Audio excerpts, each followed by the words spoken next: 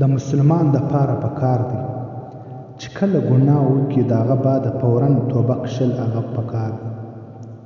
حدیث شریف روایت دی. راوی د حدیث حضرت ابو امامه رضی الله عنه څخه روایت دی چې نبی پاک صلی الله علیه وسلم ارشاد وفرمایي چې تاسو پر چپه وژه باندې چې کله تاسو ګناه کوئ د هغه لیکلو والا یو ماموره فرشته ده ستاسو ګناه ولیکي. نو د مسلمان ګناه د 6 غنټې پورې قلم پورته کوي. چې کله مسلمان ګناه وکړي 6 غنټې پورې هغه قلم د رجسټر څخه پورته شوی دی. چې کله په دغه دوران کې مسلمان پر ګناه باندې پریشان سي او پښیمانه سي، توبه وکړي او استغفار وایي، نو فرشته هغه ګناه نه لیکي.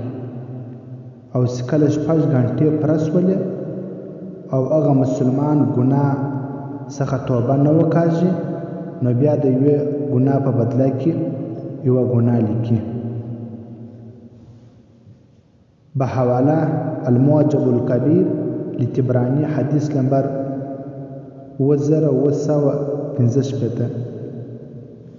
د نیکۍ لیکلو والا فرشته هغه نیکي فوراً لیکي. چې کله د ګناه انسان وکړي نو هغه پر ګناه لیکلو والا ماموره فرشته د 6 غنټې پورې دغه انسان ته مهلت ورکوي او مسلسل انتظار وي.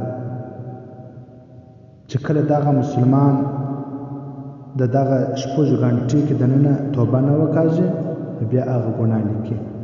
نو پکار دی قدرمنو مسلمانانو چې دغه فایدې څخه او دغه دومره غټ مهلت څخه فایده واخلو. څومره غټه موقع ده چې د 6 غنټو پورې هغه د ګناه لیکلو والا فرشته دغه مسلمان انتظار کوي او چې کله نیکي وکړي فوراً لیکل کېږي. څومره غټه موقع ده. پکار دی قدرمنو مسلمانانو چې هر وخت توبهګار سو الله ته، خاص کر په هغه وخت کې چې کله د انسان څخه ګناه وشي.